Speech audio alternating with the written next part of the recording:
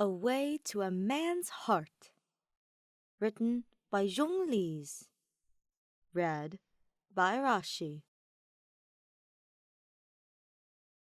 Here was a small thing that nearly everyone got wrong about him. Dr. Veritas Ratio was not a morning person.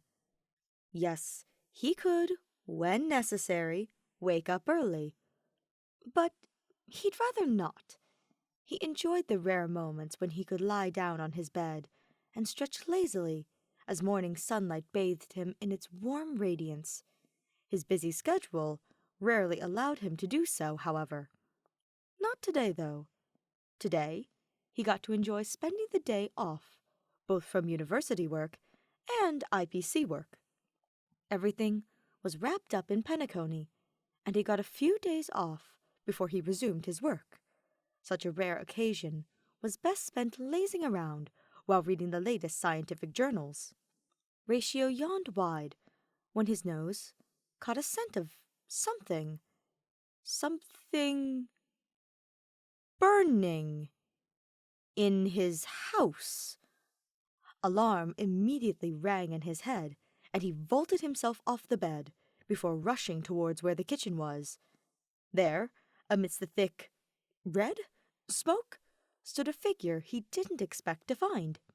Aventurine, one of the IPC's 10 Stonehearts, now clad in nothing but shorts and a shirt that vaguely looked like Ratio's own shirt, was coughing heavily as he attempted to dispel the smoke. No such luck, though. Eventually, Ratio pitied him and turned on the exhaust fan with a wave of his hand, and the smoke soon cleared itself out. "Oh,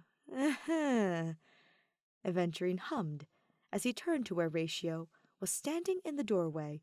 He looked like he was caught red-handed, which he was, and he looked the most sheepish Ratio had ever seen him. "Hi." "Hi?" Ratio sounded amused, but Aventurine flinched as if he was struck.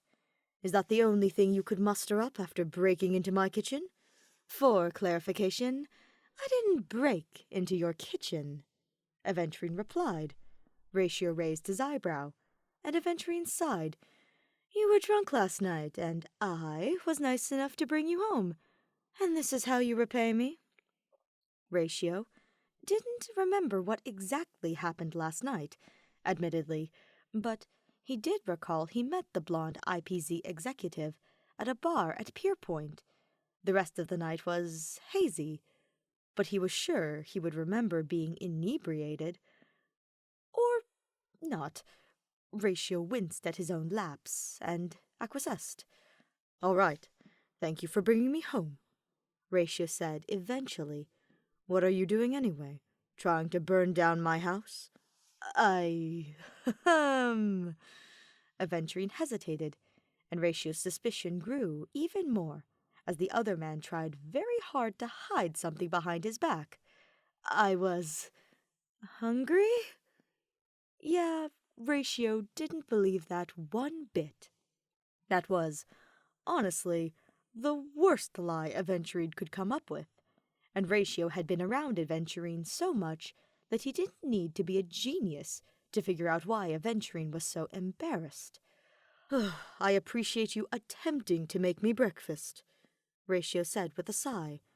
"I've been a bad host. I apologize." Now, it was Aventurine's turn to scrutinize him, and Ratio realized that their relationship had never been so personal.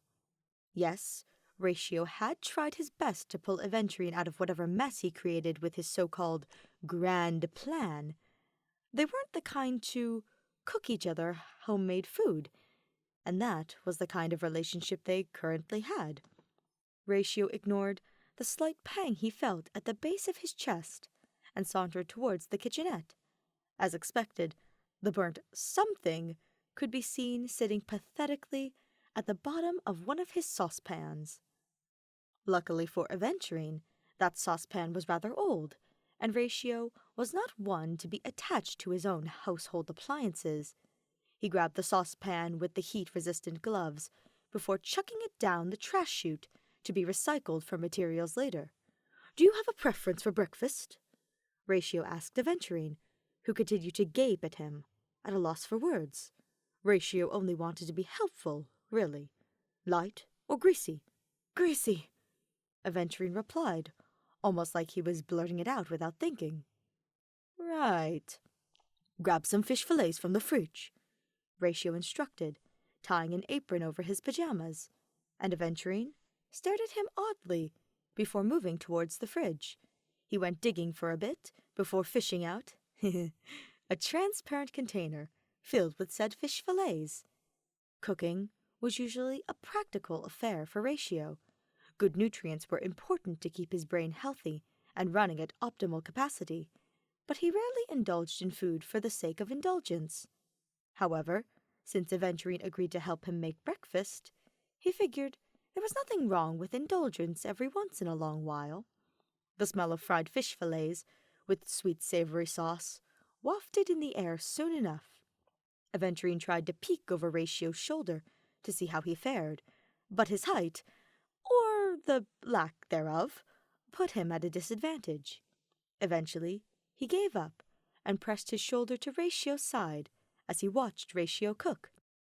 "Have you heard about steamed puffer goat milk?" Aventurine asked out of the blue. "I heard they're rare to find outside of Ensue ships because they become sour when cold." Ratio hummed as he listened to Aventurine prattling. His hand flipped the fillets nimbly, revealing the perfect golden brown of a well-cooked fried fish. "I wonder how puffer goat creamy sauce would taste," Aventurine mused. "Oh, come to think of it, I've been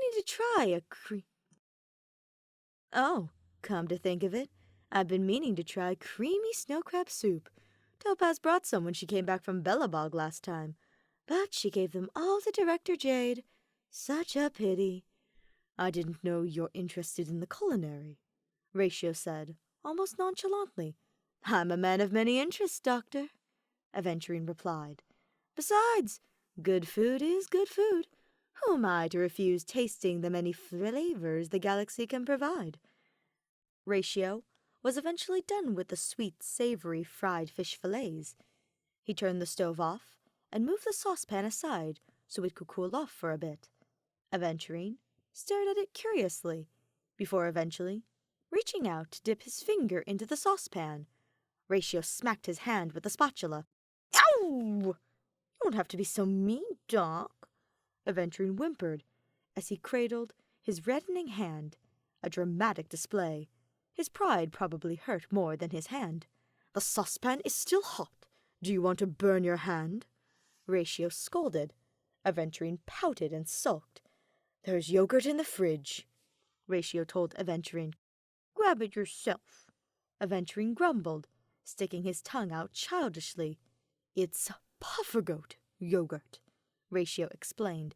"I was going to make creamy puffer goat fish soup, but if you don't want—" "Which shelf?" Aventurine asked quickly, before plucking out another container as requested.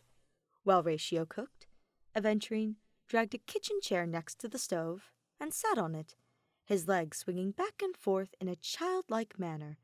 It was an endearing sight, if Ratio wanted to be honest. It was exactly for that reason he didn't make Aventurine fetch the necessary ingredients to make the soup, even if it would make the whole cooking process faster. Aventurine looked the most relaxed Ratio had seen him since he got to know him. Ratio tried to hide his fond smile, though he wasn't really sure if it was successful. Eventually, the breakfast was done. Ratio plated the meals and placed them on the kitchen table. Aventurine hopped off the chair and stared in awe at the food. "I didn't know you were such a great cook, Doc," Aventurine praised as he took a plate Ratio offered to him. "Have you ever thought about switching careers? You could put some of the most famous intergalactic chefs out of their jobs. Perhaps after my life mission to eradicate stupidity is done, I will consider retiring to a countryside house where I can cook to my heart's content," Ratio quipped back, pouring soup into Aventurine's bowl. "Such a delightful retirement plan." Aventurine teased with a grin, before trying the cream soup.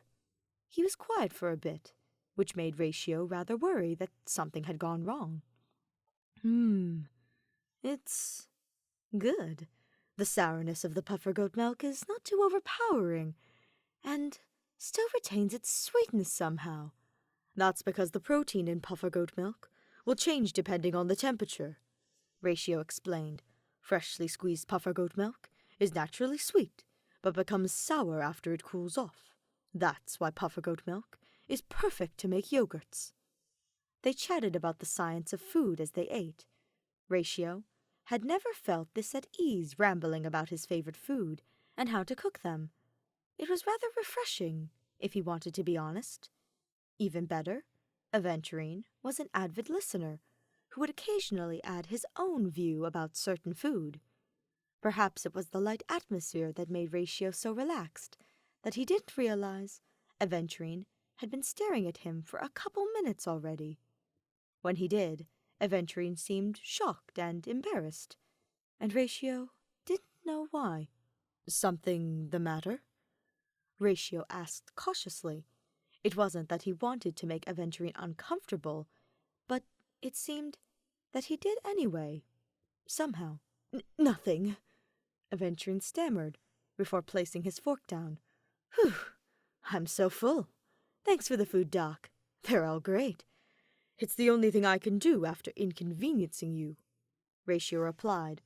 "Aw, don't be like that.